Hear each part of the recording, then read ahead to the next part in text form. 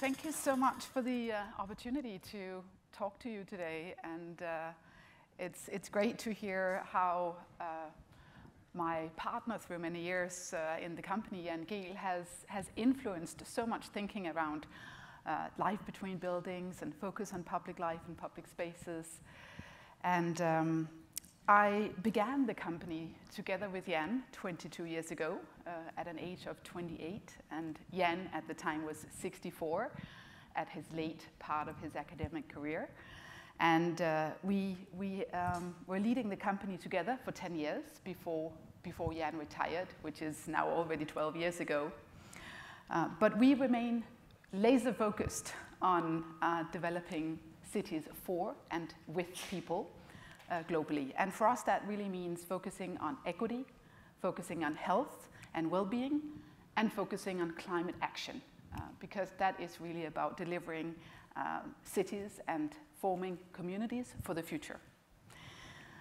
But I'm going to talk to you about redesigning cities. And of course, when we talk about cities, we also need to talk about the development of cities and places over time. And many of you know that I'm based in Copenhagen, which I think was mentioned as well. And Copenhagen is often used as one of these most livable cities in the world and has transformed over time. A transformation that we have also been engaged in as a company. So we have a lot of these beautiful images of before and after. But we are really going through you could say, a change at the moment right now due to the pandemic and now war in Ukraine. And even in Denmark, we are experiencing a war on energy as we had gas attacks or attacks on pipelines last week. So there is so much change happening right now, and that's what I'm going to address today primarily. Because our city centers have really been struggling over the last 3 years due to the pandemic. We recorded in many of our public life analyses 85% less activities in our urban centers. And that's, of course, because people are now working from home and we are buying things online and because of these health regulations that we needed to keep a safe distance to one another. But what we did see was actually much more life happening in the neighborhoods where people live. We saw much more intergenerational activities. We actually saw elderly people outdoors. Even though they're vulnerable to COVID and so forth, people were meeting outdoors. We saw public spaces and parks becoming a relief space in cities. Perception-wise, people felt that if I go to a green space or to the waterfront or something like that, when I'm closer to nature, urban nature as well, it feels healthier. So the green spaces became so much more important. And that's something that we've been talking about for 20 years. So I was so happy to see that, in fact, the public spaces were acting as this relief space during the pandemic. And then we saw new mobility behaviors happening. Many more people started walking, cycling in cities. We also saw cities adapting to these new behaviors. Unfortunately, you could say public transport is not even up to where it was before the pandemic, so that's a downside. But it's super positive to see how much people have actually started walking and cycling. Air quality also improved in this period of time where we had less traffic in our urban centers, and that's incredibly important to the way that we sort of raise kids in urban areas and so forth. And we saw more physical distancing, but new citizenship and technical skills, you could say, among citizens. And then one of the downsides, of course, less sort of physical activity at the same time and more loneliness on the rise, especially amongst teenagers. So these are just some of the things that has happened over the last few years, and this calls for new ways to plan, new ways of leadership in our cities. Planning for empathy, implementing more targeted and impact-oriented investments. We heard that also in the previous talk. Creating this wealth of public spaces in our cities with a focus on equity and inclusion. Building support for programming and for permanent redesign of people-first streets. Piloting the use of new digital tools where we can really engage everyone in our communities. And then designing polycentric urban areas and pushing the envelope for mixed use. So these are just 5 elements and changes that we need to actually accommodate for when we are building our cities in the aftermath of COVID. So I'm just going to go through 5 examples of how we are addressing these changes in some of the work that we do in our office. So first of what happened during COVID was that we were approached by the health company Curative, and they are doing testing kits for COVID. And they approach us with this challenge that how do we make COVID testing more equitable, more accessible for all? And this is how a lot of testing areas looked like in the US, where you actually had to own a car in order to get to those testing places. And it was very inaccessible by walking. It was very inaccessible for people that didn't necessarily have the means and abilities to go to these places. So we tried to approach this from a design angle where we always start with the human needs, understanding our mental well-being and perception, our social experience of the area, and then also our physical experience of getting to the place. So we really challenged ourselves, how can we make places that enable effortless, healthy habits, engagement and trust, and then resilient communities. So the idea was to build a kiosk that we could quickly place out in the communities where people actually live, and much closer to where people needed that testing to take place. So over the course of a month or 2, we built multiple different kiosks and engaged people in testing how we could make this most accessible. And we afterwards used digital tools to help identify a deployment strategy so that we could place these kiosks where they were needed the most. So looking into change in rates or case rates per day per zip code. We looked at gaps in testing infrastructure where we had the most gaps. And we looked at social vulnerability by census tract. And based on these different layers, we could then identify the areas in the cities where these implementations needed to happen fastest. So with this project, tried to deliver health access very, very locally. And today, we are continuing to work with Curative to see how we can develop those places, not just as a testing kiosk, but actually as a health hub, and starting to think about how we can add healthy food options and staying activities and so forth.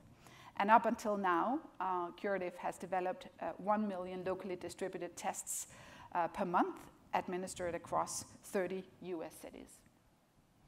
So this is an approach to delivering more human-centered design, not in the same way that Thomas Heatherwick was showing this morning, but really still using a methodology where we would start with people, understand their needs, and develop a design that we can then scale and distribute. Secondly, creating a wealth of public spaces centered on equity and inclusion. We've developed a framework called the Inclusive Healthy Places Framework. You can download it on our website if you're interested in these indicators. But really, it's about understanding what do we need to do differently in our processes in order to understand how we make places more equitable and inclusive. It's not only about the design. So in this case, we worked also with Knight Foundation to understand how the social infrastructure can really become or is the glue of neighborhoods. So we did a lot of engagement here in 6 different areas. We used a wealth of different methods to speak with people, interviews, online surveys, and so forth. And three simple things that came out of this survey was that spaces that really reflect residents' needs are visited more frequently and more regularly. People feel a sense of belonging in those places. So we as designers and planners, we really need to think hard about how do we understand residents' daily needs and build that into the process and to the design. Community participation and engagement methods are building trust. People will then come back and reuse it and make it theirs. So again, it's very much a focus on process, not just the outcome of the design itself. And then we saw in this survey as well that capacity building encouraged much more long-term community engagement as well, where we can start building opportunities for people locally through these projects. So as designers and planners, we need to start sort of working differently and take this incredibly serious after the pandemic as well. And this leads to the third example that I wanted to show, where we are building support and programming for more permanent redesign, because one of my fears is that we will go back and a lot of the things that we've seen across the world with more bike lanes and more prototyping and more public spaces and so forth, a lot of that we fear will be rolled back. We were also involved in New York in the Plaza program here with the public bike system and the bike lanes and so forth, all the way back in 2007. And a lot of those spaces have been in New York since that time, for now almost 15 years. But I would like to see more of those places actually being made permanent, so that we don't risk that it's actually going back. And again, as I mentioned, a lot of our retail streets in many urban centers around the country and around the world has suffered tremendously. So one of the new tasks that we were facing as a team was to help those communities reopen those streets for human activity, to make sure that stores and restaurants and cafes could actually use that public space outside to support the local economy and to support people gathering and meeting one another, working in different ways. And this is a project in Castro Street, where we had this temporary closure, you could say. But through engagement and a continuous of reprogramming over the years, we've built a lot of support now for the permanent solution of Castro Street actually being a permanently pedestrianized or semi-pedestrianized street. And this is how I hope that we can then get to the next stages of then actually redesigning those streets, so it becomes a permanent culture change within our society. Because it's only through that culture change that we can in fact address some of the bigger issues of inequality, climate change, and health issues. So this leads to the piloting of new digital tools as well, because there is a silent part of our society that is very difficult to engage in these processes. And I have included a little video here of a project that we've called, that is looking into sort of a sense of belonging. So I'll show you that. It takes a couple of minutes.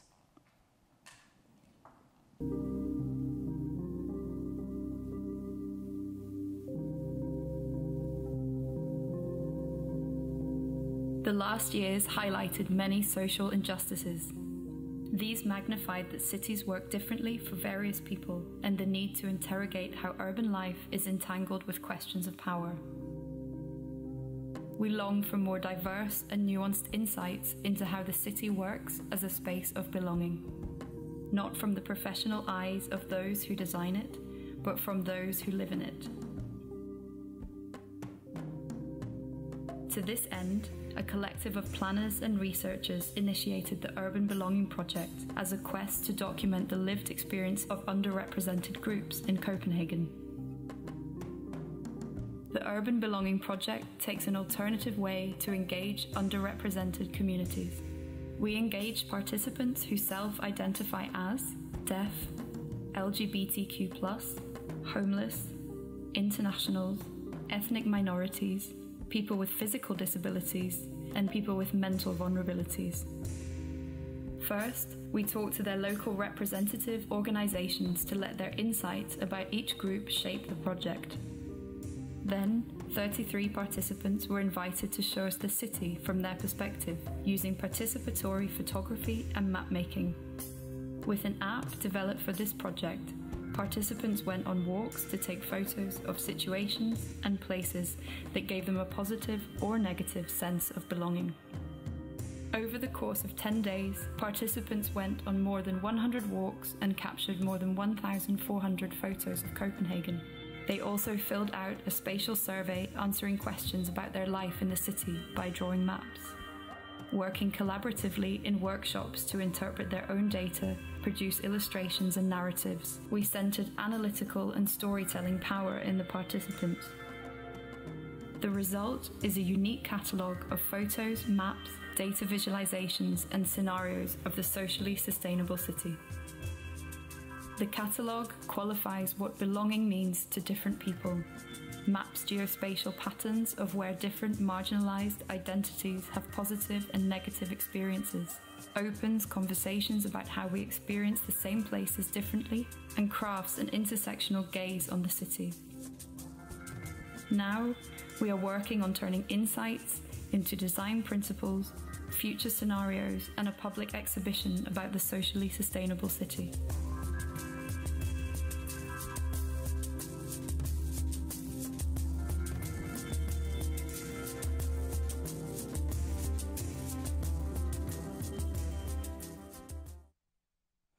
This is just to show one of the tools that we are rapidly developing, because we need to find new ways of listening. We need to apply listening mechanisms within our planning processes, and we haven't done that well enough, as we've already heard from some of the other speakers.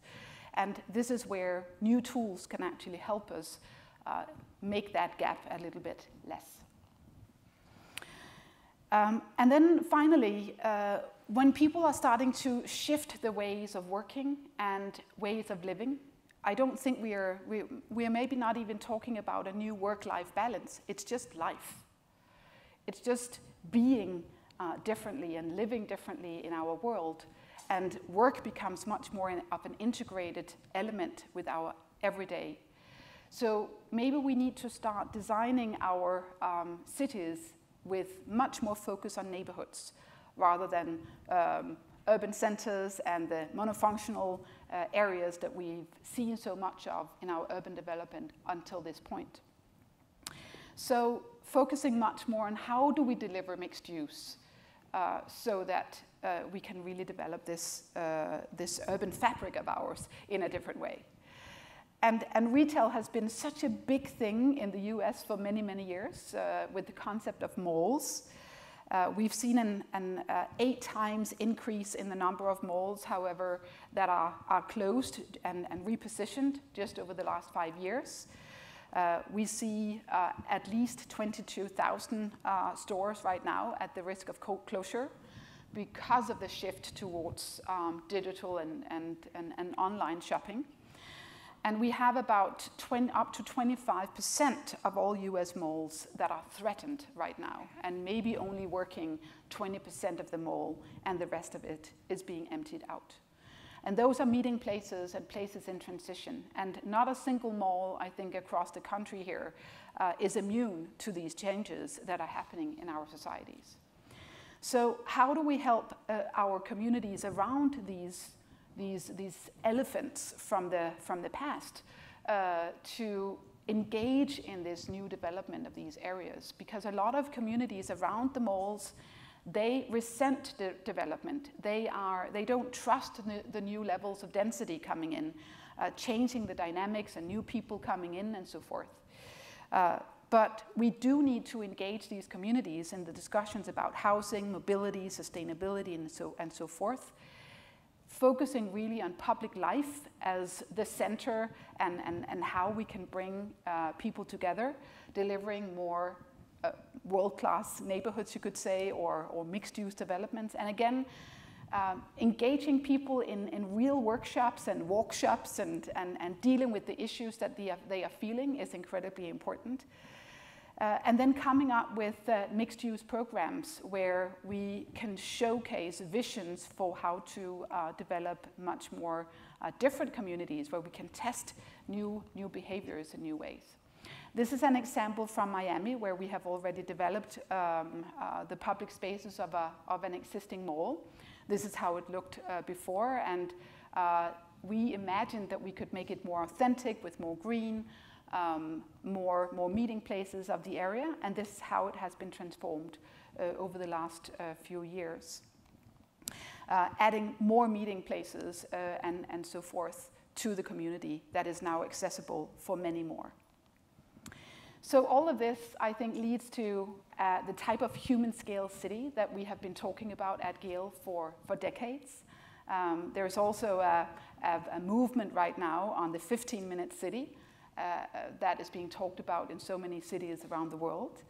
And just to leave you with an image from Shanghai, where we have done sort of a Gale classic transformation of a public space, but in this case, the riverfront that was empty and inaccessible for so many years, and now transforming that over a period of 4 years to a linear park with 42 kilometers of public space that is now accessible for 4.8 million people in a walking and cycling distance from their everyday. And this is really what is changing people's life and life quality in urban areas on a day-to-day basis, where you can now access this area, you can walk, you can cycle, you can go there with your kids, you can meet your fellow residents and neighbors.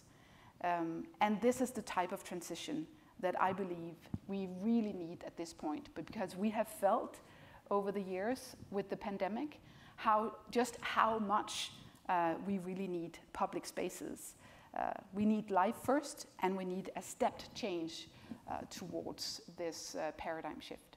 So thank you so much for the opportunity.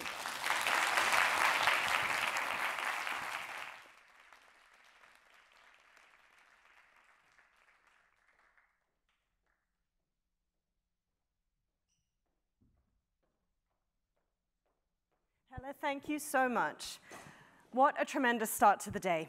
And seeing as so much of what was discussed has to do with human connection, it's time for a break. Please remember the virtual World City stage is lit up today with fantastic global content. In a few minutes, What's Next for World Cities in the Mediterranean will be on, featuring perspectives from Tel Aviv and Barcelona. You can find the sessions online in the app, back of your lanyard. And don't worry, the content will also be saved so you can watch those sessions later if you wish. For now, we will see you in the lobby and be back here at 10:50.